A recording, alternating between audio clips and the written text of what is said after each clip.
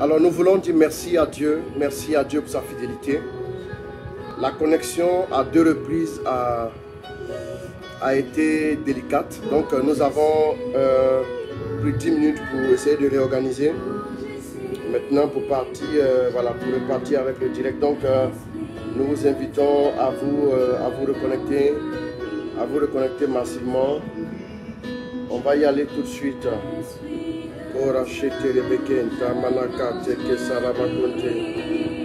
Merci Saint-Esprit, merci pour ta grâce.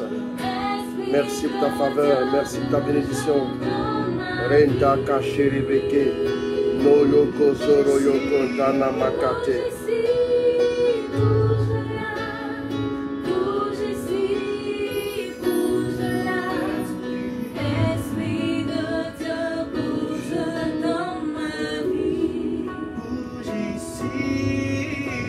Alors, soyez salués, soyez bénis.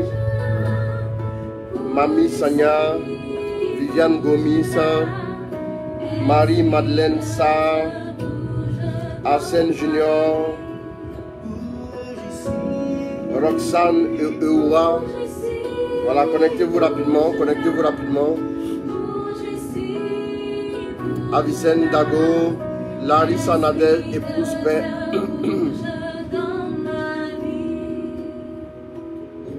Alors voilà, merci de rapidement partager le direct pour que nous puissions atteindre le maximum de personnes. On va partager tout de suite. Hein. Yeri, Ben, David. Merci de vous connecter, merci de partager ce direct là.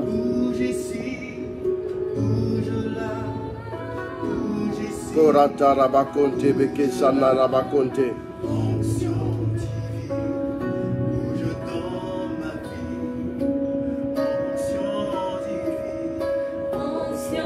Andrian Guessan, shalom à toi. Francis Aliko, Dieu te bénisse.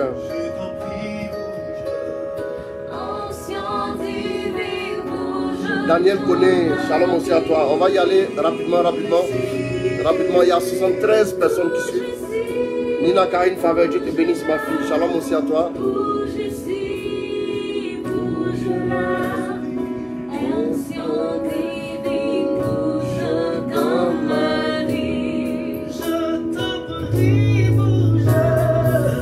Marie-Honorine Badji. Shalom à toi.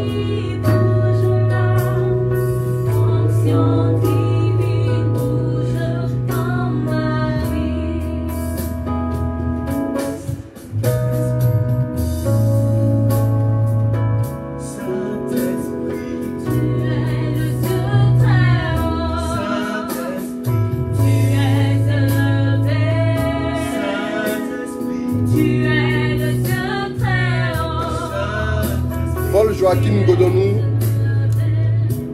Jeanne-Marie Mbo.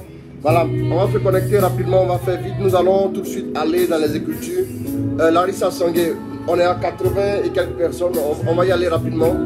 Le temps d'atteindre 120, 130, 150. Bachir Diba, shalom. Voilà, René Auguste Sidibé. Dieu te bénisse, cher fils. Ousta Nguessan. Dieu te bénisse. On n'en a pas fini, on va y aller avec le round d'aujourd'hui.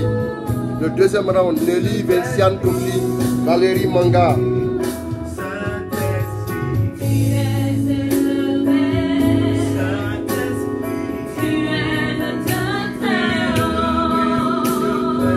Vanessa Timsoda, shalom.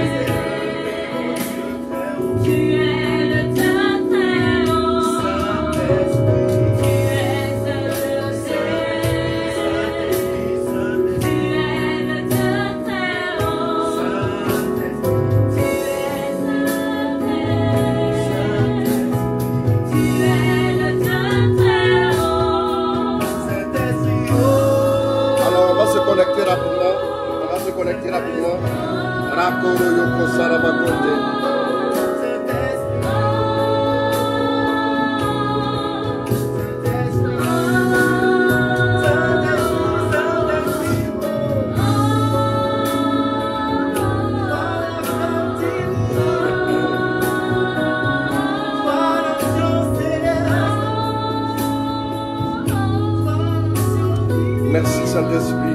soit glorifié.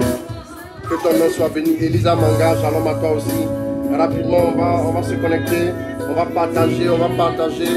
On va partager.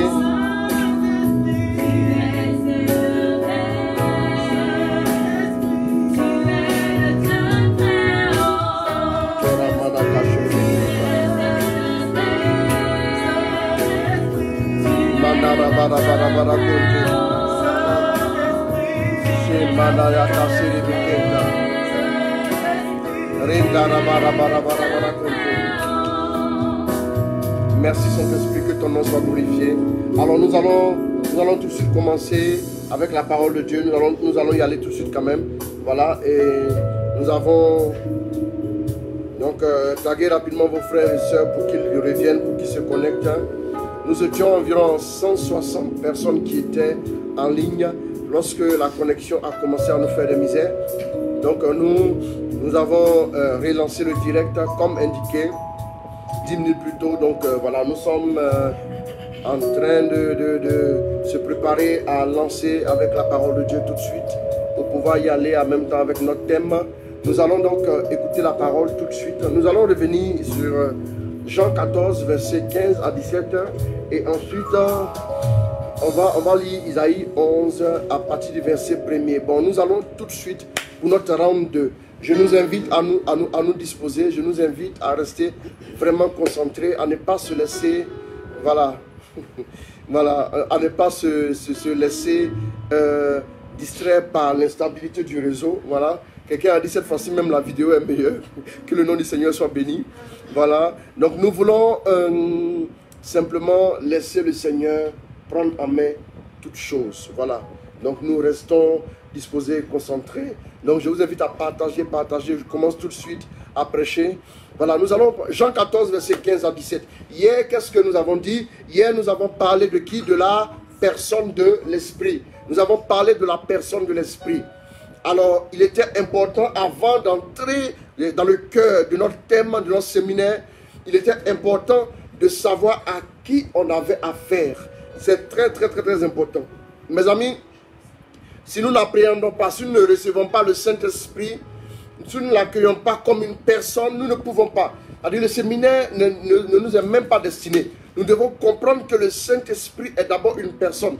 J'ai dit hier que le Saint-Esprit n'est pas un oiseau, le Saint-Esprit n'est pas une force, le Saint-Esprit n'est pas une eau, le Saint-Esprit n'est pas un feu. Le Saint-Esprit est une personne divine.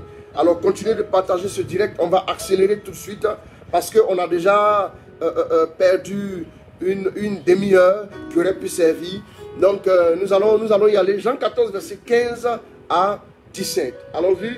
Si vous m'aimez, on revient sur le passage. Si vous m'aimez, vous vous appliquerez à observer mes commandements. Moi, je prierai le Père. Il vous donnera un autre paraclet. Le Père, il vous donnera un autre quoi? Paraclet. Oui. Qui restera avec vous. Pour toujours. Qui restera avec vous pour toujours. C'est lui l'esprit. C'est lui l'esprit de vérité. Celui que le monde est incapable d'accueillir. Parce qu'il ne le voit pas. Et qu'il ne le connaît pas. Parce que le monde aussi ne le connaît pas. Vous le connaissez. Vous le connaissez, oui. Car il demeure auprès de vous. Et il est en vous. Donc, allons-y avec maintenant Isaïe 11. Isaïe 11, rapidement. Un rameau sortira du vieux tronc de Jessé. Un rejeton jaillira de ses racines. Sur lui reposera l'esprit du Seigneur. Esprit de sagesse et de discernement. Esprit de conseil. Esprit de vaillance. Esprit de connaissance. Et de crainte du Seigneur. C'est-à-dire qu'un rameau sortira du vieux tronc de Jessé. Sur lui reposera l'esprit du Seigneur. Allons-y, esprit de sagesse et d'accord, de discernement. Oui. Esprit de conseil et de vaillance. D'accord. Esprit de connaissance et de crainte du Seigneur. Aujourd'hui, nous parlons de comprendre l'univers et l'action de l'esprit. Comprendre l'univers de l'esprit, mais aussi comprendre son action. Demain, nous allons insister sur vivre et manifester la puissance de l'esprit. Mais aujourd'hui, nous parlons de comprendre l'univers et l'action de l'esprit. D'abord, qu'est-ce qu'il faut savoir, bien-aimé? Quand l'esprit nous est donné pourquoi? pour nous aider à devenir des chrétiens comme il se doit, des chrétiens selon le cœur de Dieu. Bien-aimés, nous voyons que Jésus va dire hier, nous l'avons vu, que c'est votre avantage que je m'en aille. Parce que si je ne pars pas, le Paraclet ne viendra pas. Mais lui, quand il viendra, il convaincra le monde de péché en matière de jugement et aussi, il vous guidera dans toute la vérité tout entière. Et la Bible dit en Jean 14, le verset 26, que l'Esprit vous enseignera toutes choses. Il vous fera donc accéder à la vérité tout entière. C'est Jean 16, verset 13 qui le dit. C'est très important. Dans la pensée de Dieu, dans la logique de Dieu, dans la vision de Dieu, Dieu ne prévoit aucunement faire quoi que ce soit sans l'intervention de l'Esprit. J'avais dit hier que l'Esprit donnait la force à l'action de Dieu. L'Esprit faisait quoi? L'Esprit précédait toute action que Dieu voulait faire. Et nous nous souvenons que pour que Jésus puisse naître dans le monde, qu'est-ce que nous avons vu? Nous avons vu que Dieu a envoyé l'ange et l'Esprit est descendu sur qui? L'Esprit est descendu sur Marie. Voilà pourquoi elle a pu porter Jésus. Elle a mis Jésus au monde. C'est très important, frère. Mon frère, ma soeur. Il faut savoir que quand l'Esprit vient, il va agir à deux niveaux. Hier, j'ai brossé un peu. Aujourd'hui, j'en parle. J'ai dit qu'aujourd'hui, nous allions rentrer dans les détails et nous allions expliquer de quoi il s'agissait. Donc, l'Esprit agit à deux niveaux. Il y a la première dimension qui est la dimension intérieure. Retenez ça. La première dimension, la dimension intérieure, et la deuxième dimension, la dimension extérieure, la dimension du revêtement. C'est Jean 14, verset 15 à 17. Et non Jean 14, verset 12 à 13. C'est une erreur. Voilà, n'induisez pas les gens en erreur. Donc, c'est très important. Il y a la dimension intérieure et il y a la dimension de revêtement. Qu'est-ce que nous voyons en Luc 4, verset 1er? Qu'est-ce que la Bible nous dit? Allons-y. Luc 4, le verset 1er. Allons-y. Jésus, rempli d'Esprit Saint, revint du Jourdain, et il était dans le désert, conduit par l'Esprit. Pendant 40 jours, vous allez voir que c'est une action intérieure d'abord que Dieu initie, que l'Esprit initie dans la vie de qui? Dans la vie même de Jésus. Ok? Donc, c'est quoi? La dimension intérieure. La dimension intérieure, c'est quoi? Le Saint-Esprit agit avec nous dans notre vie par la dimension intérieure à travers ses dons. Ce sont les dons que nous avons vus en Isaïe 11. Tu peux relire Isaïe 11. Les dons, il agit donc dans la dimension intérieure à travers les dons. À travers les dons. Les 7 dons de l'Esprit que vous connaissez. Allons-y. Sur lui reposera l'Esprit du Seigneur. Sur lui reposera l'Esprit du Seigneur. Esprit de sagesse, de discernement, intelligence, esprit de conseil, de vaillance, oui, de force, esprit de connaissance, et de crainte du Seigneur. Crainte du Seigneur. Donc, qu'est-ce que nous voyons? Nous nous rendons compte que Dieu répand donc ses dons en nous, dans notre cœur, dans notre âme, pour faire quoi? Pour nous rendre forts. Les dons de Dieu sont indispensables pour l'épanouissement de notre vie intérieure. Donc quand l'Esprit vient, la première action qu'il va mener dans la vie de l'homme, la première action qu'il va faire, c'est d'agir d'abord dans son cœur. Voilà pourquoi Paul dit en Éphésiens 3, à partir du verset 15 à 16, il dit qu'il vous fortifie dans l'homme intérieur par son esprit. Le travail de fortification, le travail de construction intérieure que Dieu va faire se fait par l'esprit. Vous me suivez? Quand Dieu dit je vais agir dans ta vie, quand Dieu dit je vais te transformer, c'est par l'esprit qui le fait. C'est par le canal du Saint-Esprit. Donc quand l'esprit arrive pour commencer la transformation en nous, au point que nous serons capables de dire un jour, c'est-à-dire comme en Galates 2 verset 20, pour que nous serons capables de dire un jour que ce n'est plus moi qui vis, mais Christ qui vit en moi. Nous avons besoin d'abord de recevoir en nous les dons de Dieu, le don de sagesse, le don d'intelligence, le don de conseil, le don de science, le don de piété, le don de crainte et le don de force. Vous voyez? Donc les dons sont répandus en nous pour faire quoi? Pour construire notre homme intérieur et nous rendre agréables à Dieu afin de nous aider à nous attacher à lui. Les dons viennent, pourquoi? Pour nous aider à construire notre homme intérieur. Pour nous aider à construire notre homme intérieur, afin que nous soyons des chrétiens solides, des chrétiens tels Dieu le désire, des chrétiens selon la vision divine, des chrétiens selon le gabarit divin et des chrétiens qui soient capables maintenant de mener une vie chrétienne responsable, digne et authentique. Donc le Saint-Esprit agit en nous. Retiens cela. Il agit en nous par quoi? Par les dons.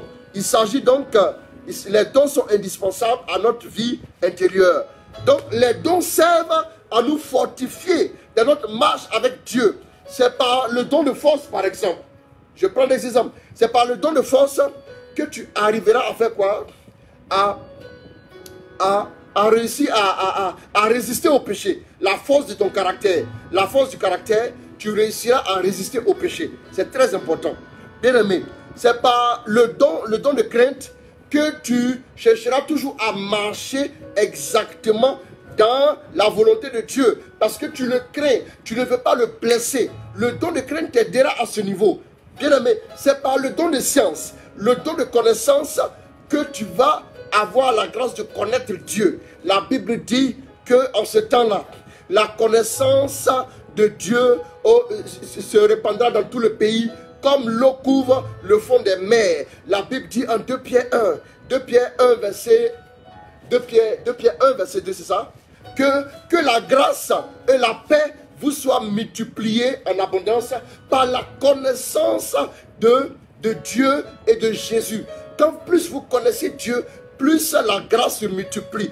Donc les dons nous permettent de grandir dans notre foi chrétienne. Les dons nous permettent de devenir des chrétiens tels que Dieu le veut. Des chrétiens selon les standards divins. Des chrétiens selon la vision de Christ. Des chrétiens selon la mentalité de Dieu. Des chrétiens selon la logique divine. Des chrétiens qui ont part à la réalité du royaume des cieux, le déjà là et le pas encore manifesté. C'est très important. Donc dès que Jésus est baptisé, l'Esprit met l'emphase sur quoi? L'Esprit met l'emphase sur cette première dimension, à savoir faire quoi? À savoir remplir son homme intérieur, le construire, le rendre solide, le donner d'être inébranlable. C'est très important. Voilà pourquoi Jésus était serein. Jésus a même dit un jour, qui me convaincra de péché? C'est par la force des dons de Dieu en lui. C'est très important, bien-aimé. C'est très important, bien-aimé. Et donc, la première dimension, c'est la dimension la plus importante. C'est par cette dimension-là que nous prenons conscience de notre statut d'enfant de Dieu. Donc quand l'Esprit travaille en nous, il nous fait prendre conscience de notre statut d'enfant de Dieu. Tu vous rappelez le passage où on dit, l'Esprit atteste à notre esprit que nous sommes enfants de Dieu. N'est-ce pas? Donc, Romains 8, prends à verset 16, par là. Qu'est-ce que nous voyons donc? Donc quand le Saint-Esprit répand ses dons en nous, tu repères, l'Esprit atteste à notre esprit. Cet esprit lui-même atteste à notre esprit que nous sommes enfants de Dieu. Bon, c'est le verset combien? 16. Donc, lis-moi le verset 15 pour moi. Bon, si tu veux, allons-y au verset 14. Allons-y, Romains 8. En effet, ceux-là sont fils de Dieu qui sont conduits par l'Esprit de Dieu. Vous n'avez pas reçu un esprit qui vous rend esclave, et vous ramène à la peur, mais un esprit qui fait de vous des fils adoptifs, par lequel nous crions Abba, Père. Oui, cet esprit lui-même atteste à notre esprit que nous sommes enfants de Dieu. Ça, c'est le travail intérieur. Vous savez, si Dieu ne fait pas en vous le travail intérieur, vous ne serez jamais de bons chrétiens. Ça, je peux vous le garantir. Vous allez douter facilement. Vous aurez peur. Vous n'allez pas craindre Dieu. Et vous n'aurez pas la force de résister au péché. Vous n'allez pas aussi grandir dans certaines choses. Vous n'allez pas connaître Dieu. La connaissance de Dieu nous est acquise par quoi? Par l'homme intérieur. C'est l'homme intérieur qui apprend à connaître Dieu. C'est l'homme intérieur qui se connecte à Dieu et qui le connaît, qui le sonde, qui le cherche, qui l'embrasse, qui le découvre, qui le connaît et qui s'attache à lui. C'est l'homme intérieur. Ça, il faut le savoir. Qu'est-ce qui fait que ta vie chrétienne n'est pas du tout solide? C'est parce que la dimension intérieure, le Saint-Esprit veut agir avec toi. Mais dans cette dimension intérieure-là, tu n'arrives pas à t'ouvrir. Tu n'arrives pas à t'ouvrir. Quand tu vis, par exemple, avec des rancœurs, Quand tu vis par exemple avec un cœur qui en veut à ton entourage, quand tu vis par exemple dans la suspicion, dans le manque de confiance, dans les chaînes de l'esclavage intérieur, comment veux-tu que l'esprit puisse agir convenablement en toi? Tant que les chaînes ne sont pas brisées, tant que ces chaînes-là ne sont pas définitivement brisées, tu ne peux pas t'épanouir avec Dieu. Tu ne peux pas t'épanouir avec Dieu. Bien aimé, c'est très important. Il faut que tu comprennes une chose. Quand l'esprit arrive, la première dimension dans laquelle il va travailler, c'est la dimension intérieure. Il va fortifier ton homme intérieur. Lis-moi Ephésiens 3, verset 16. Lis-moi ça quand même, c'est très important. Ephésiens 3, oui. Qu'il daigne, selon la richesse de sa gloire. Oui, je prie le Seigneur qu'il daigne, selon la richesse de sa gloire. Vous armez de puissance. Vous armez de puissance. Par son esprit. Que se fortifie en vous l'homme intérieur. Afin que se fortifie en vous quoi? L'homme intérieur. Qu'il vous arme de puissance. Afin que se fortifie en vous quoi? L'homme intérieur. C'est par l'homme intérieur. Si l'homme intérieur n'est pas fortifié, tu ne peux pas arriver à des résultats concrets avec Dieu. Si l'homme intérieur n'est pas construit, si l'homme intérieur n'est pas solide, tu ne peux pas grandir comme un chrétien adulte. Voilà pourquoi Pierre a régné Jésus. C'était un problème de l'homme intérieur. Le problème se trouvait dans l'homme intérieur. Quand tu envoies ta voiture au garage, on doit te faire un diagnostic d'abord. Le problème, c'est que souvent, tu peux aller voir un mécanicien et il va te faire un mauvais diagnostic, donc une très mauvaise réparation. Plus le diagnostic est mauvais, plus la réparation devient encore plus terrible. Bien aimé, c'est très important. Donc le diagnostic qui a fait que tu n'arrives pas à résister face au péché, ce qui fait que tu n'arrives pas à mener une vie chrétienne assez solide, c'est quoi? C'est que ton homme intérieur n'est pas solide. C'est que ton homme intérieur n'est pas attaché à Dieu. C'est que ton homme intérieur n'est pas fortifié par l'esprit. Mais comment l'homme intérieur est fortifié? Regardez bien. Allons-y, reviens en arrière. Après le verset 15, lis-moi encore. De qui toute famille tient son nom. Ouais, je bénis le Seigneur, Dieu le Père, de qui toute famille tient son nom. Oui, allons-y. Au ciel et sur la terre. C'est bien, d'accord. Qu'il daigne selon la richesse de sa gloire. Vous armez de puissance. Vous armez. Oh, partagez cette vidéo s'il vous plaît. Partagez cette vidéo. Qu'il daigne quoi? Vous armez, allons-y. Qu'il daigne selon la richesse de sa gloire. Selon la richesse de sa gloire. Vous armez de puissance. Bon, regardez ce que Paul dit, armé. Armé de puissance. C'est-à-dire que tu es armé, tu es équipé. Ça c'est l'équipement intérieur. Une fois à Sénat, j'ai donné cette expression, c'est un équipement intérieur. Dans notre combat dans ce monde, si nous voulons résister, si nous voulons réussir à devenir des chrétiens dignes du royaume des cieux, il nous faut être équipés intérieurement. Donc il dit quoi? Qu'il vous arme de quoi? De puissance, oui, par son esprit, pour que se fortifie en vous l'homme intérieur. Qu'il fasse habiter Ça dit la fortification de l'homme intérieur, c'est de construire et d'édifier Jésus-Christ dans ton cœur pour que toi, tu ressembles à Jésus. Quoique ne lui ressemblant pas physiquement, tu vas ressembler à Jésus spirituellement dans ton homme intérieur. C'est très important. Le plus important pour Dieu, c'est l'homme intérieur. C'est l'homme intérieur qui doit réussir à se calquer sur le Christ, à se nourrir, à se fortifier par les dons, afin de devenir un autre Christ. Permettez-moi cette expression. Afin de devenir quoi? Afin de devenir semblable au Christ, selon la stature parfaite de Christ, comme nous dit Ephésiens 4. C'est très important. Allons-y.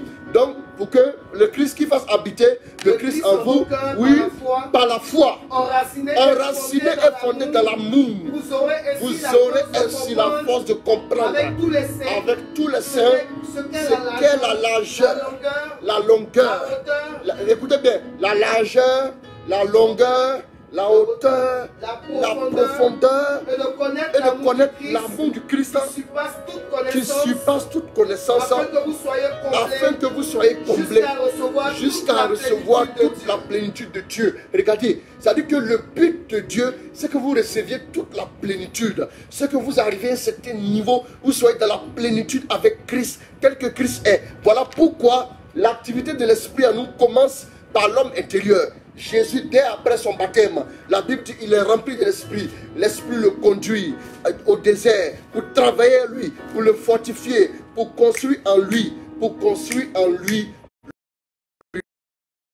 C'est très, très, très, très important. devons retenir cette dimension-là. C'est dans cette dimension-là que vous arrivez à développer la crainte de Dieu. C'est dans cette dimension-là que vous développez la résistance au péché. Toute victoire vous vient d'abord de votre homme intérieur. Tout échec aussi vous vient aussi de là. Quand l'homme intérieur est solide, vous arrivez à devenir des chrétiens comme il se doit. La deuxième dimension, c'est la dimension extérieure. C'est-à-dire, la deuxième dimension, c'est la dimension extérieure. C'est quoi? C'est la dimension du revêtement. C'est la dimension du revêtement. Ce que le Saint-Esprit vient faire aussi, en plus de nous fortifier dans l'homme intérieur, il va nous revêtir. Il va nous revêtir de quoi? De sa gloire. Il va nous revêtir de sa puissance. Il va nous revêtir de son onction. Il va nous revêtir de sa force pour que nous puissions maintenant détruire les œuvres de l'ennemi. À partir de ce moment-là, nous devenons maintenant redoutables dans notre environnement parce que quelque chose repose sur notre vie. Bien aimé, c'est très important. Mais aujourd'hui, nous n'allons pas beaucoup parler de ça. Luc 4, 14, lis quand même. Allons-y. Alors Jésus, avec la puissance de l'Esprit, revint en Galilée, et sa renommée se répandit dans toute la région. D'accord. Donc, avec la puissance, il est maintenant revêtu, il revient en Galilée. Demain, spécialement, je parlerai de ça. Cette dimension où nous sommes revêtus, où maintenant Dieu nous utilise aussi, la dimension charismatique, on parlera aussi de ça. Bien aimé, c'est très important. Mais toujours, nous allons revenir à cette réalité-là. L'action de l'Esprit, avant maintenant d'ouvrir le chapitre sur l'univers de l'Esprit. L'action de l'Esprit, toujours. Par rapport à l'action de l'Esprit, Ephésiens 5, verset 18. Lis-moi, qu'est-ce que Paul dit encore une fois? C'est-à-dire, qu'est-ce que Paul dit? On a parlé de la dimension dans laquelle il travaille, la dimension intérieure, et puis maintenant la dimension extérieure. Mais par rapport à l'action de l'Esprit, suivez encore autre chose. Qu'est-ce que Paul dit? Ne vous enivrez pas de vin. Ne vous enivrez pas de vin. Il mène à la perdition. Le vin mène à la perdition. Mais soyez remplis de l'Esprit. Mais soyez remplis de l'Esprit. Donc il dit soyez remplis de l'Esprit. Donc l'une des choses que l'Esprit viendra faire en nous, c'est de nous remplir. C'est de nous remplir. C'est très important. C'est de nous remplir. Soyez remplis de l'Esprit. Bien aimé, 3 choses que vous recevez quand vous êtes remplis de l'Esprit. Pourquoi est-ce que tu dois être rempli de l'Esprit? La première chose, quand tu es rempli de l'Esprit, c'est que le ciel s'ouvre en ta faveur. Le ciel au-dessus de ta vie s'ouvre. Le ciel s'ouvre. Bien aimé, vous allez voir, quand Jésus a été baptisé, la Bible dit quoi? Il a été rempli de l'Esprit, non? Mais à quel autre détail que la Bible nous a donné? Quel autre détail? Comment? Non, il y a quel autre détail? Encore aujourd'hui, qu'est-ce qui s'est passé encore? Ah, le ciel s'ouvrit et Dieu a dit quoi? Celui-ci est mon fils en qui j'ai mis tout mon amour. Chaque fois que vous êtes rempli de l'Esprit, le ciel en votre faveur s'ouvre. Écoutez-moi bien. Voilà pourquoi c'est important d'être rempli de l'Esprit. Combien de personnes ont prié sans résultat? Au point que Jésus même dira, désormais vous allez voir le ciel ouvert et les anges du Fils de l'homme. Jean 1, verset 51. Avant de faire le premier miracle, quand tu es rempli de l'Esprit, les cieux s'ouvrent. Acte 7, verset 55 à 56, c'est très important. Allons-y. Acte 7, 55. Mais lui, rempli d'Esprit Saint, Étienne, rempli d'Esprit Saint, fixait le ciel, il vit la gloire de Dieu. Et Jésus debout à la droite de Dieu. Le ciel est ouvert au-dessus de la vie d'Étienne. Bien aimé, l'un des secrets, quels sont les secrets pour que ton ciel s'ouvre? C'est d'être rempli de l'Esprit. C'est d'être rempli de l'Esprit. Laissez le Saint-Esprit vous remplir. Laissez le Saint-Esprit déposer en vous des choses. Laissez le Saint-Esprit vous remplir. Laissez le Saint-Esprit déverser en vous sa présence. C'est très important. Quand le Saint-Esprit te remplit, la première des choses, le ciel s'ouvre. Ça, c'est une autre action de l'Esprit. La deuxième chose, quand tu es rempli de l'Esprit, la deuxième chose, c'est quoi? Tu parles en langue. Quand tu es rempli de l'Esprit, tu parles en langue. Acte 2, verset 4. Ils furent tous remplis d'Esprit Saint. Ils furent tous remplis d'Esprit Saint. Et se mit à parler d'autres langues. Comme l'Esprit leur donnait de s'exprimer. Comme l'Esprit leur donnait de s'exprimer. C'est très important. Dès qu'on est rempli de l'Esprit, on commence en même temps à parler en langue.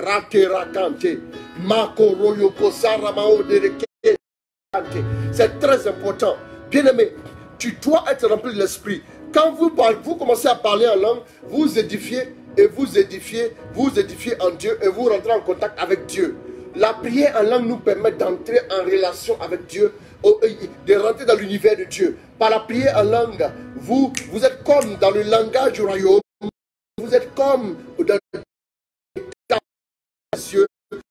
Vous jouir des bénédictions rattachées au royaume des cieux. C'est très important. Bien aimé, quand vous êtes rempli de l'esprit, ce qu'il faut comprendre aussi, c'est que vous commencez à parler en langue. Vous parlez en langue. Oh, j'aime ça, j'aime ça. Je sens que beaucoup demain, il y aura une fusion. Nous aurons une fusion spéciale demain et une autre fusion spéciale encore lundi. C'est pas encore fini, hein? On va dans le séminaire, ça va chauffer, bien aimé. Voilà. Parce que la connexion a voulu nous damer le pion, mais on va renverser la tendance. Touche au concours bien de ceux qui aiment Dieu, ceux qui sont des saints. Donc voilà. Demain et lundi, voilà, nous allons bosser au nom de Jésus. C'est très important. Troisième chose que vous aurez, dès l'instant où vous êtes rempli de l'esprit, la troisième chose, c'est que vous commencez à aimer. Romains 5,5. Allons-y. Romains 5,5. Et l'espérance ne tombe pas, car l'amour de Dieu a été répandu dans nos cœurs par l'Esprit Saint qui nous a été donné. Car l'amour de Dieu a été répandu dans nos cœurs par l'Esprit Saint qui nous a été donné. Dans ta vie, que l'Esprit se déploie dans ta vie, automatiquement, qu'est-ce qui se passe? Automatiquement, à partir de ce moment, tu commences à aimer. Tu es capable d'aimer. Quand la Bible, ils se mettaient tous à parler langue. Ils se mettaient tous à parler en langue. Quel est le langage? Quel est le langage principal qui unit les apôtres? Quel est le langage principal? Dites-moi. Prends-moi Jean 13, verset 35. Quel est le langage principal qui unit les apôtres? Quel est le langage principal qui unit les disciples du Christ? Quel est le langage qui fait d'eux, qui les met ensemble? C'est quoi? À ceci, tous vous reconnaîtront comme mes disciples à l'amour que vous aurez les uns pour les autres. Le langage nouveau que les chrétiens doivent parler, que ceux qui sont disciples du Christ doivent parler, c'est le langage de l'amour. Bien aimé, la Bible dit que quelqu'un me signale qu'il n'y a pas de son. Je vous invite à me faire un retour. Donc, la Bible dit qu'il y avait, ça va? Il y avait des gens de toute langue qui étaient là. Des gens de toute langue qui venaient de partout. Et la Bible dit que quand ils sont approchés, on commençait à les entendre, chacun dans sa langue maternelle. Bien aimé, vous devez savoir une chose. La langue universelle à tous les peuples, c'est la langue de l'amour. Voilà pourquoi vous pouvez voir des Ivoiriens épouser des Françaises. Vous pouvez voir aussi l'inverse, Chinois avec Arabes, Mauritaniens avec Sénégalais. Vous allez voir Paulé avec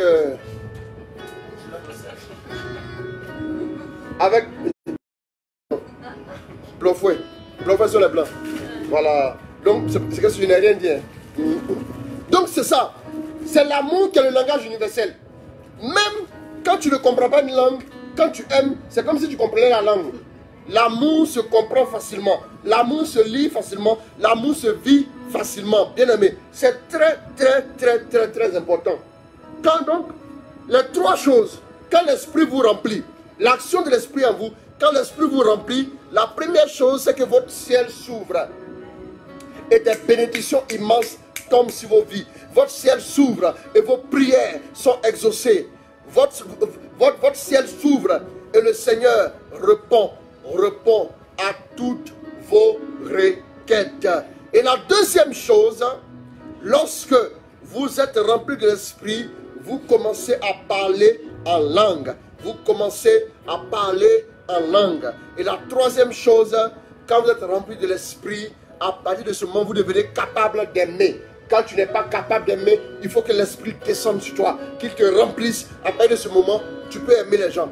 Bien aimé, si tu n'arrives pas encore à pardonner, si tu n'arrives pas encore à sympathiser avec les autres, demande au Saint-Esprit une fusion.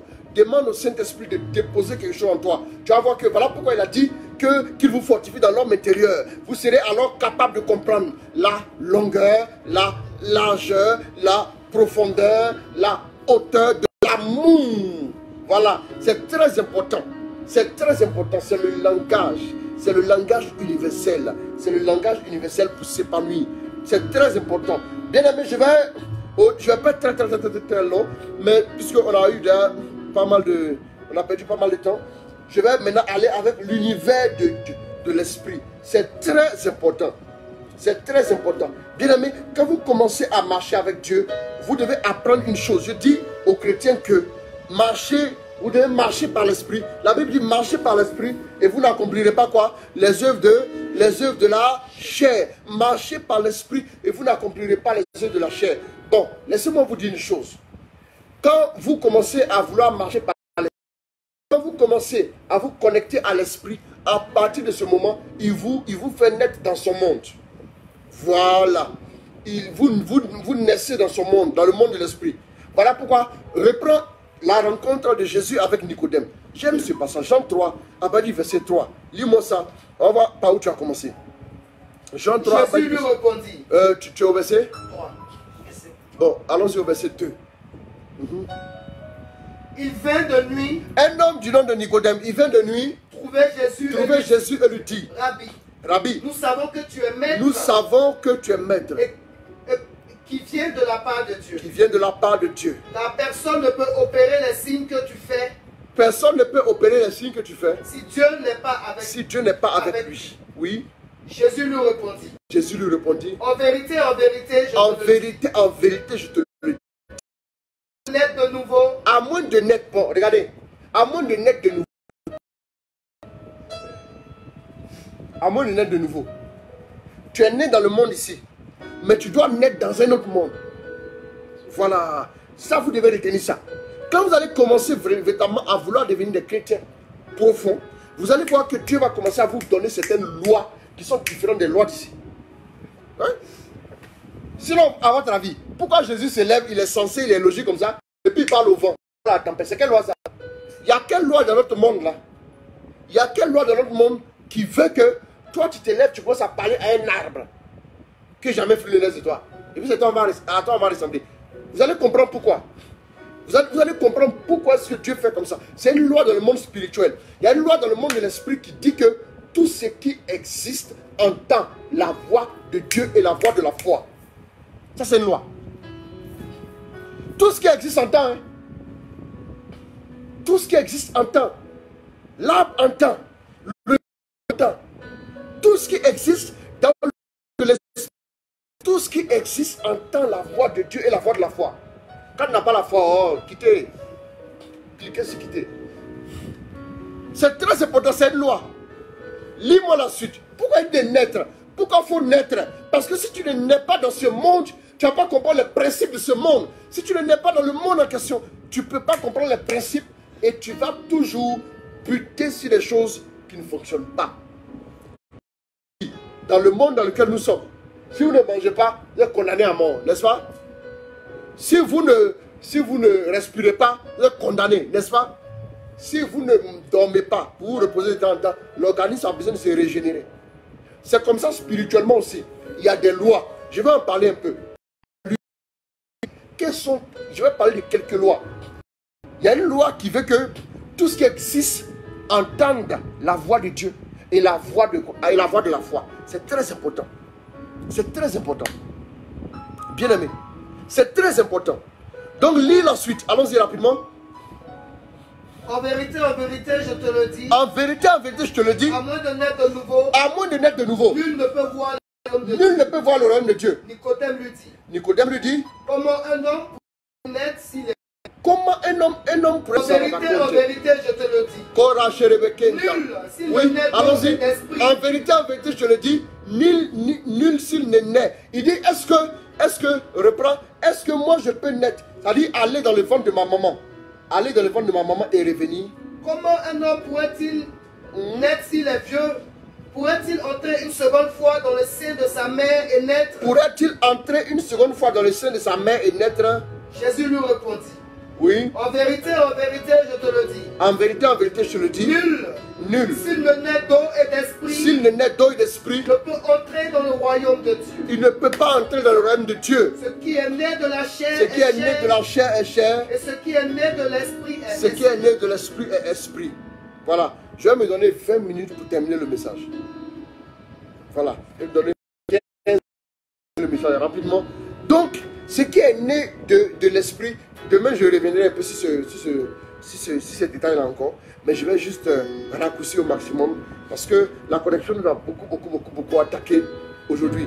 Mais nous allons faire l'effort, nous allons pousser 15 minutes encore et nous allons nous arrêter spécialement. Donc, vous allez voir que il dit si tu n'es né d'eau et d'esprit, tu ne peux pas voir le règne des cieux. Pourquoi il dit voir le règne des cieux? À partir du moment où tu nais dans le règne des cieux. À partir du moment où tu es né,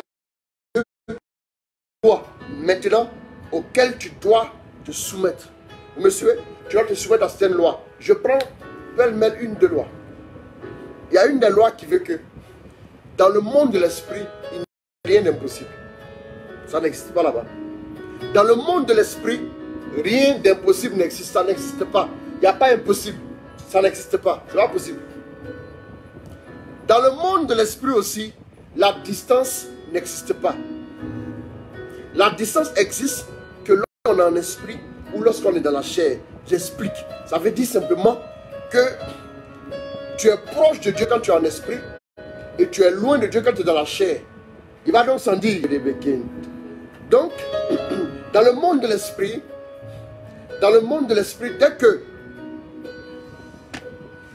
dès que vous êtes en esprit, vous réduisez la distance avec Dieu. Tu peux être en esprit et puis être dans un lieu où il y a beaucoup de sorciers et puis tu n'es pas atteint. Tu peux être dans la chair et être à l'église et l'ennemi arrive à t'attaquer. Bien aimé, c'est une logique, c'est un principe, il faut le comprendre. Si vous êtes en esprit, vous comblez la distance avec Dieu, mais quand vous êtes dans la chair, vous recréez la distance et c'est compliqué, c'est très important. Donc dans le monde de l'esprit aussi, je dis qu'il n'y a rien d'impossible. Voilà pourquoi la Bible dit, car rien n'est impossible à Dieu. Luc 1 verset 37. Et Jésus aussi le dira à ses disciples. Quand il parlera de le riche qui entrera dans le royaume des cieux, le chameau pardon, qui passera par le d'une aiguille plus facilement que le riche qui entrera. Il dira que aux hommes c'est impossible, mais à Dieu tout est possible. C'est très important. Bien aimé. Donc vous devez savoir une chose. Nous, dans le monde de l'esprit, il y a une loi qui veut que plus nous évoluons avec Dieu, plus nous nous abandonnons, nous dépendons de lui. Or, dans le monde naturel, là, plus tu grandis, moins tu dépends de tes parents. Dans le monde de l'esprit, c'est le contraire. Quand tu évolues, plus tu évolues en Dieu, plus tu deviens, plus tu grandis en tant que chrétien, plus tu dépends de Dieu. Voilà comment ça marche. C'est l'inverse. Vous voyez un peu? Donc, c'est très important. Il y a une loi, par exemple, qui, quand l'esprit va nous tenir par la main, quand on est né dans le monde de l'esprit, quand il va nous tenir par la main, il va nous faire marcher avec Dieu. On va apprendre à marcher. On va apprendre à marcher avec Dieu. En marchant avec Dieu, on saura comment marcher pour ne pas trébucher. Il y a des principes pour ne pas trébucher. Il y a des principes aussi quand vous voulez vraiment aller loin. Aussi, l'une des choses qui arrivera, prends 1 Corinthiens 2, verset 12. Dans le monde de l'esprit, nous allons comprendre le langage de l'esprit. Nous allons parler comme il parle. Nous allons comprendre ce qu'il dit. Quand vous ne comprenez pas le langage de l'esprit, vous allez voir que vous allez buter sur beaucoup de choses. Parce que quand Dieu dit ceci, vous faites le contraire. Vous ne comprenez pas comment il s'exprime. On va lire. Allons-y. Pour nous, nous n'avons pas reçu. C'est 10 même. En effet, c'est à nous que Dieu l'a révélé par l'Esprit. C'est à nous que Dieu l'a révélé par l'Esprit. Car l'Esprit sonde tout. Car l'Esprit sonde même tout. Les profondeurs de Dieu. Même les profondeurs de Dieu. Qui donc parmi les hommes. Connaît ce qui est dans l'homme. Connaît ce qui est dans l'homme. Sinon l'Esprit de l'homme qui est en lui. De même. Ce qui est en Dieu. Personne ne le connaît. Sinon l'Esprit de Dieu. Pour nous n'avons pas reçu l'Esprit du monde. Mais l'Esprit qui vient de Dieu. Afin que nous connaissions les dons de la grâce de Dieu. Afin qu'on reçoit l'Esprit pour connaître les dons de la grâce de Dieu. Et nous n'en parlons pas dans le langage qu'enseigne la sagesse humaine. Mais dans celui mais dans le langage qu'enseigne l'esprit. Exprimant ce qui est spirituel en des termes spirituels. Voilà. Quelqu'un dira c'est spirituellement qu'on en juge. C'est comme ça. Donc vous allez voir maintenant que quand vous marchez dans le monde de l'esprit, vous allez voir que à partir de ce moment-là, vous allez commencer à comprendre le langage. C'est quand tu ne comprends pas le langage là, quand Dieu te dit quelque chose, ça a une signification. En fait, quand les paroles de Dieu, voilà, dit que Dieu a parlé une fois, 2 fois j'ai entendu. Quand Dieu parle, derrière la parole de Dieu, il y a une interprétation à faire. Vous devez comprendre ça. Ce n'est pas comme quand tu dis bonjour et tu passes. Non, ce n'est pas la même chose avec Dieu. Quand Dieu dit shalom, quand Dieu dit par exemple bonjour, dans le bonjour de Dieu, il y a la guérison dedans. Dans le bonjour de Dieu, par exemple, il y a la restauration. Quand Dieu dit te sauve, dans le sauve de Dieu, il y a la protection. Dans le sauve de Dieu, il y a la restauration. Dans le sauve de Dieu, il y a la guérison. Dans le sauve de Dieu, il y a truc. Relever ton front et tout. Hein? Comment tu comprends maintenant? Donc quand vous ne comprenez pas, le langage de l'esprit est plus profond et large que le langage humain. Le langage humain est trop limité. Le langage humain est vraiment limité. Il ne peut pas. Le langage de l'esprit est vaste. Voilà pourquoi il dit Dieu a parlé une fois, 2 fois j'ai entendu. Le psaume 102, verset 12. Un même verset peut avoir on peut le voir sur plusieurs facettes. Donc la parole est capable de nous libérer plusieurs facettes de la gloire de Dieu. Voilà pourquoi on ne peut pas connaître Dieu dans toute sa pleine mesure. C'est vaste. C'est vaste. Est-ce que vous comprenez? Quand Dieu dit je t'aime là, son je t'aime c'est pas sentiment, petit sentiment sur toi. Non. Le je t'aime de Dieu, il prend tout en compte. Le je t'aime de Dieu, il te guérit. Le je t'aime de Dieu, il te délivre. Et le je t'aime de Dieu, il est capable de te transformer. Voilà. Quand Dieu dit je t'aime, c'est une transformation. Est-ce que les gens ne comprennent pas? Voilà pourquoi il faut comprendre le langage de l'esprit. Si vous voulez comprendre le langage des hommes, bon je t'aime, ah d'accord, fais-moi un bisou. C'est pas ça, hein? C'est pas de ça qu'il s'agit. Dieu n'a que fait le bisou, fait quoi? Notre connexion, tu es vaincu, hein? Amen. Tu comprends? Quand tu veux parler des choses spirituelles, vraiment, c'est comme ça. Parce que le diable n'aime pas que les chrétiens soient spirituels. Je vous dis la vérité. Il n'aime pas ça. Non. Il déteste ça. Il peut t'autoriser à aller à l'église, mais il ne faut pas être spirituel. Quand tu commences à être spirituel, là, oh, ça ne m'étonne pas. Hein. Ça, relativement, ça ne m'étonne pas. Quand tu vas commencer à être spirituel, le diable va dire ta. Toi, tu veux dire quoi? Tu marches plus par la chair. Tu fais plus de rivalité. Et puis tu attaques. Donc le message là, ça le dérange un peu. Mais on croise les doigts, c'est important. C'est important. Je vais en passer un peu encore. Donc le langage de Dieu est important. Il dit ce qui est spirituel en des termes spirituels. Voilà pourquoi souvent les gens veulent comprendre les choses de Dieu par le langage humain. Et c'est ce qui les met en erreur. Quand Dieu dit,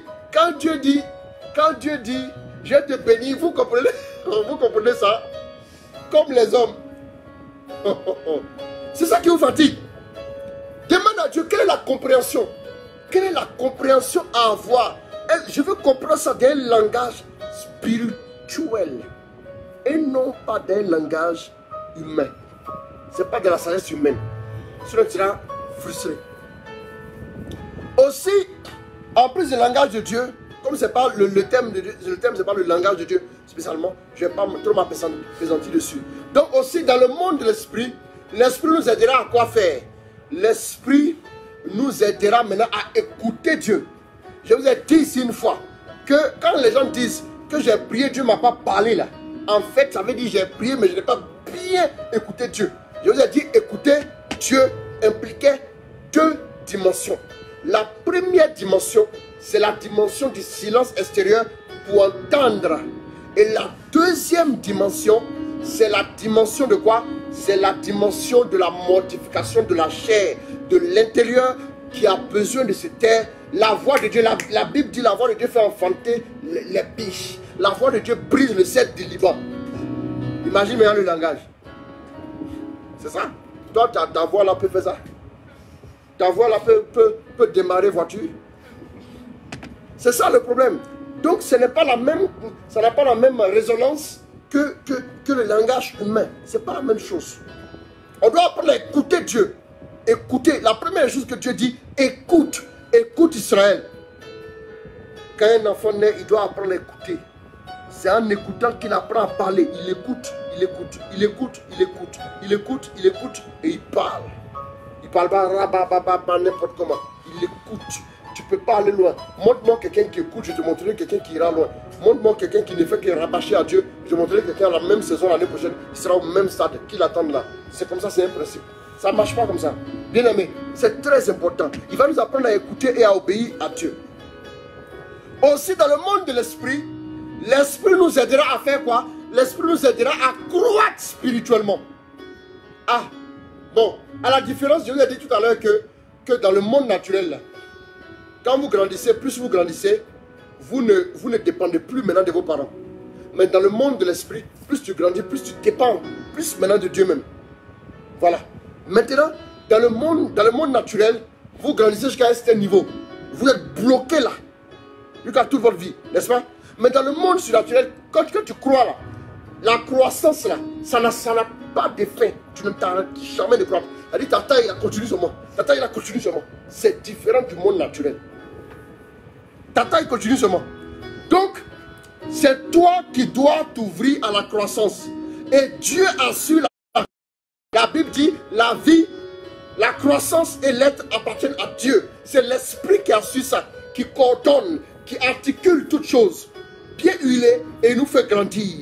Donc, dans le monde de l'esprit, vous devez savoir que l'esprit vous aidera à grandir. Mais vous grandirez au prix de quoi? Au prix de la nourriture. La nourriture. Si vous ne mangez pas, vous n'allez pas grandir. Ça, il faut le savoir aussi.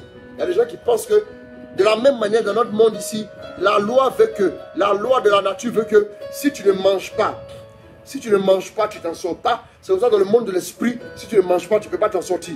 Mais le problème dans notre monde, là, je vais vous donner une autre loi. Dans notre monde ici, si tu as faim, tu t'affaiblis et puis après tu tombes raide mort. Dans le monde de l'esprit, quand tu as faim de Dieu là, tu as soif de Dieu, si tu ne manges pas Dieu, si tu ne te nourris pas de Dieu, voilà pourquoi Dieu s'est donné à manger.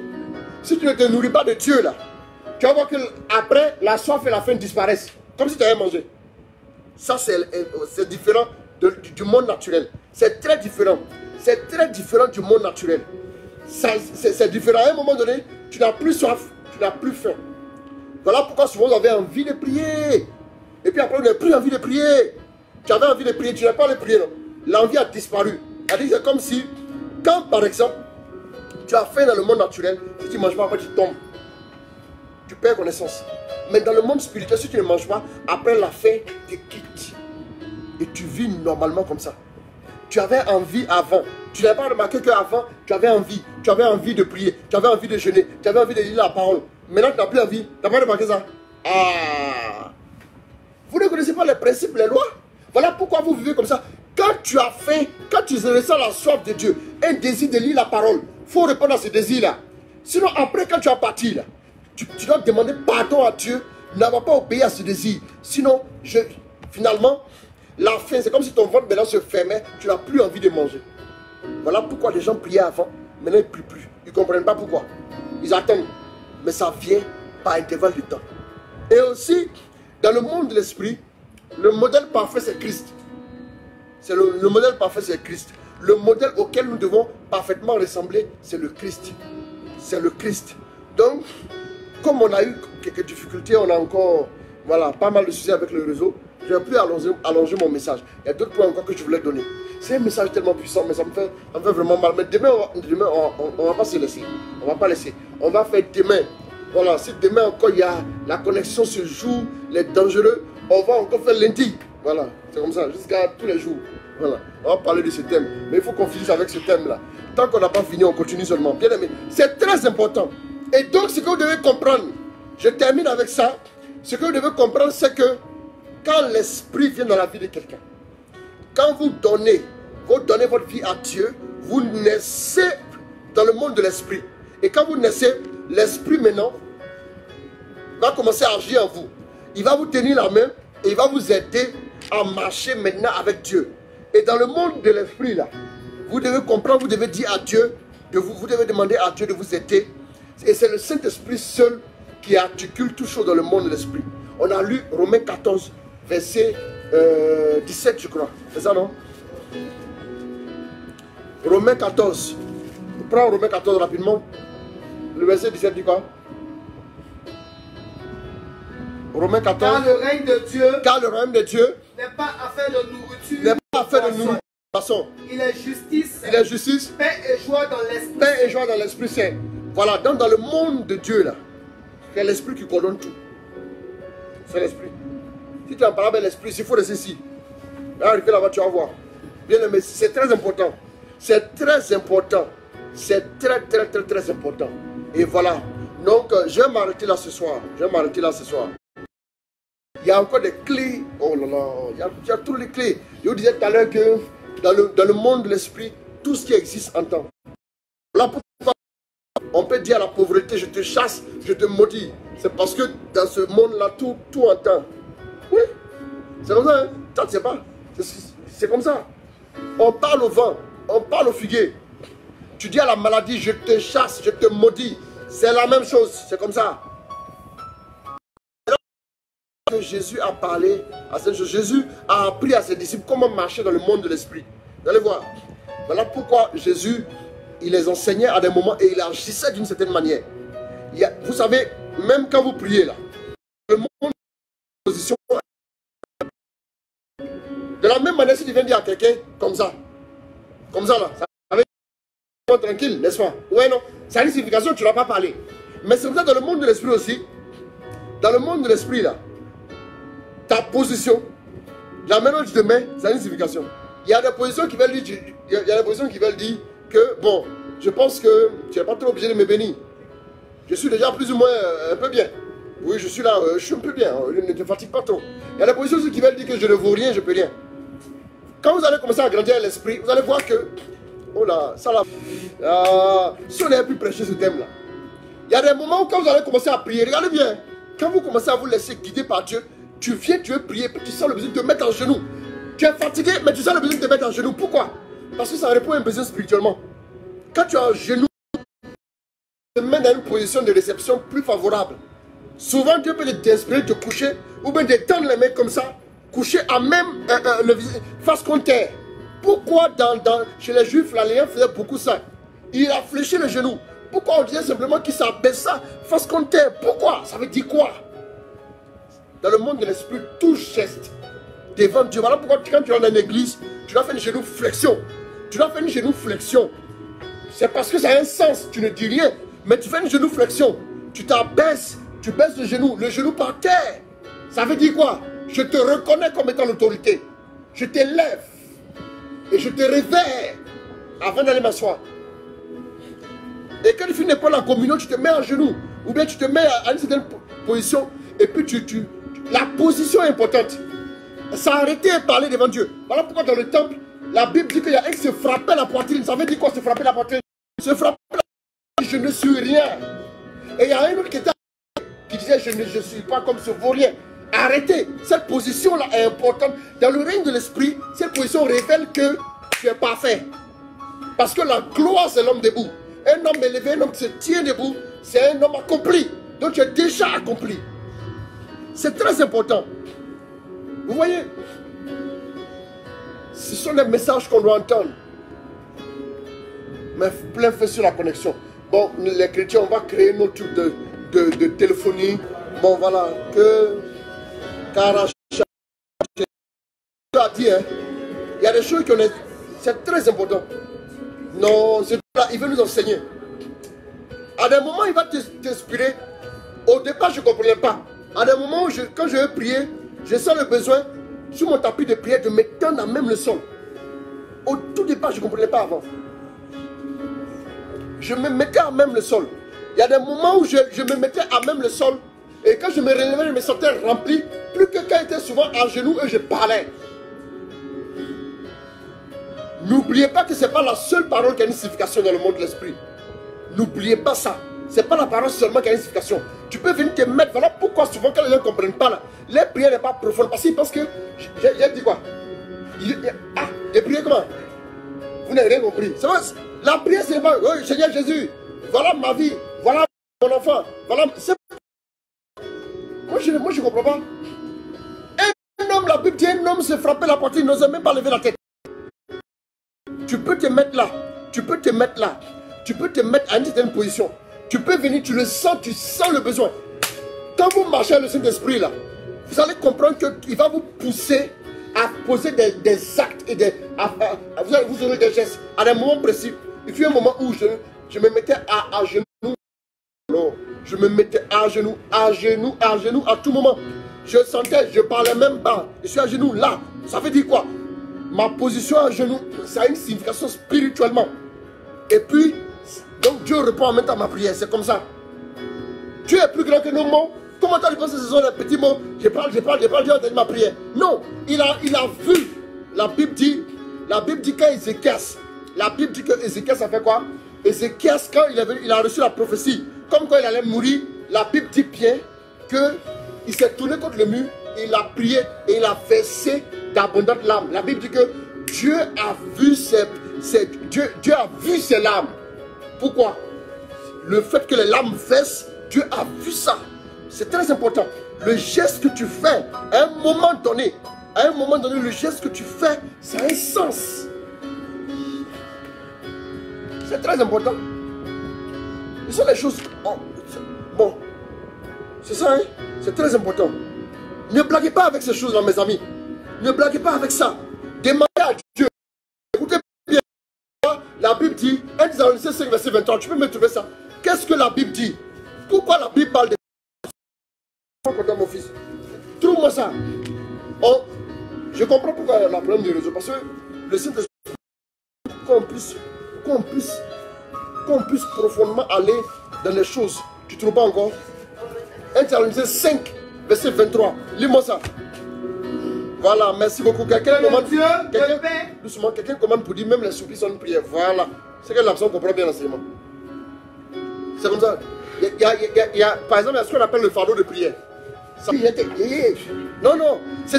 Souvent, tu as des gémissements, tu le sens comme des gémissements. Tu as parlé. Non, tu n'es pas obligé de parler. Lis-moi rapidement. J'ai terminé ça. Que le Dieu de Père lui-même vous sanctifie totalement. Et que votre esprit, votre âme et votre corps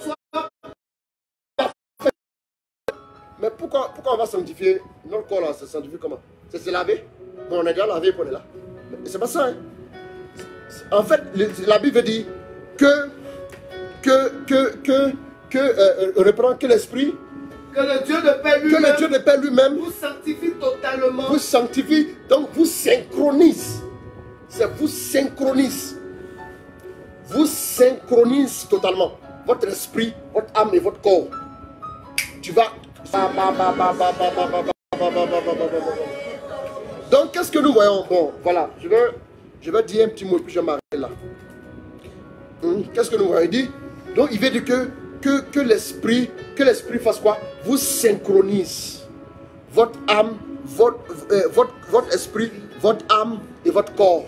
De sorte à ce que ton esprit le ressent là, ton corps répond à ça et puis se plie. C'est ce qui doit arriver. La synchronisation de notre être entier. Ton âme même là, tes pensées ne peuvent pas se balader. Il y a des moments où tu sens un besoin. Il y a des moments où Dieu te fait plier le genou, puis tu mets la tête comme ça. Puis tu es là, tu ne parles plus. Quand vous voyez les moines souvent prier, vous allez comprendre pourquoi souvent ils sont silencieux dans une certaine position. Ils sont silencieux. Les 24 vieillards se prosternaient. Ils se prosternaient. C'est très important. Quand vous ne comprenez pas ces choses-là, dans le monde, l'esprit, vous êtes bleu. C'est comme un gars qui vient d'arriver à l'église. Levez-vous. Il est comme ça. Debout. Il ne comprend rien. Pourquoi à des moments on s'assoit? Pourquoi à des moments dans la même messe, on se met à genoux?